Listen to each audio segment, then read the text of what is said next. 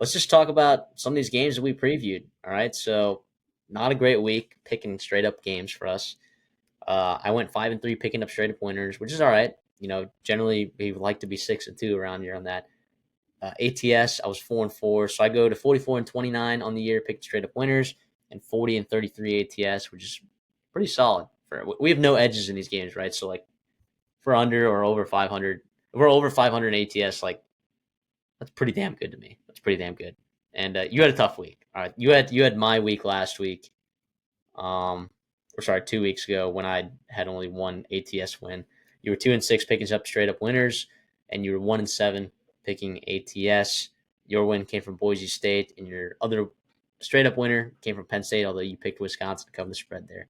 My winners were Old Dominion, Notre Dame, Vanderbilt to cover the spread, and then Colorado against Cincinnati. So overall, you're 40-33 picking straight up winners, and 34-39 ATS. So I guess, and we'll talk about the games that we previewed, but like, do you feel like you were? Do you feel like you were as far off as the picks suggest? Yes and no. I'm not gonna take some crazy, takes and like dramatically change my opinion on these teams after these games. But I will say I was impressed with some teams I faded against and also disappointed in certain teams here and there. And it's gonna be something interesting to monitor going forward. Well, let's get into the first one. Old Dominion, Georgia Southern. Holy Old Dominion. Did I just lay Old Dominion plus 600 to win the Sun Belt? Yes, I did. Yes, I did. They They're in look first. good, man. They're in first place in their division right now. Colton Joseph, inserting him at the quarterback position has been a revelation for this offense. He looks good throwing the ball down the field. Better in this game than other games. Honestly, it's been slightly inconsistent through the air, but his legs have been working. Right. And against that Georgia Southern team, a team that was competing for that division, all of a sudden you have the tiebreaker over them now. And Huge. they're in the driver's seat to make the Sun Belt. Yeah, Colton Joseph, 304 yards passing, 4 touchdowns passing, and another 69 yards on the ground with a rushing touchdown. And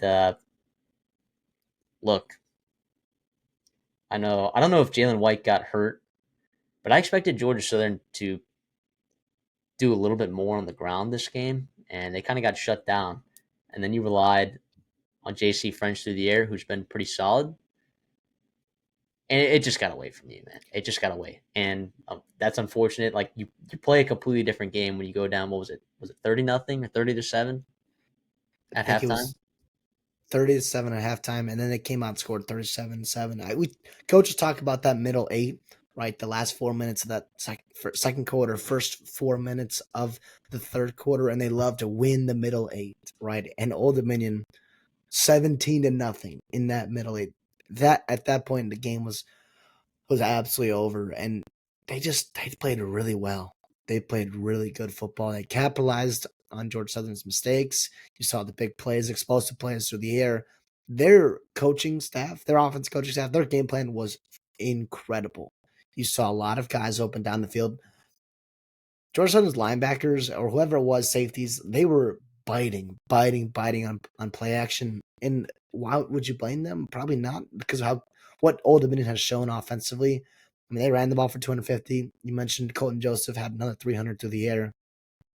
He made some bad throws, absolutely, but when you have wide open guys, you just put the ball up there and they make a play on it and just keep running because there's no one around them. Yeah, Old Dominion looked very, very good. I absolutely regret this. I think Georgia Southern's defense is very concerning. Yes, offensively in that first half, it wasn't great, but I mean, you're giving up 30 points. That's not necessarily all on the offense there. So they got a lot of things to figure out moving forward in the rest of the Sun Belt because you do get South Alabama, you do get Coastal Carolina, two teams that potentially could give you a lot of fits offensively. So we'll see what happens going forward. Like you said, Old Dominion, was it plus 600 you got it at? Plus 500? Plus 600, Plus 600, man. And a team that and looks like they are and in the you're looking driver's at a seat. guy that's also holding on to a James Madison plus 850 ticket as well.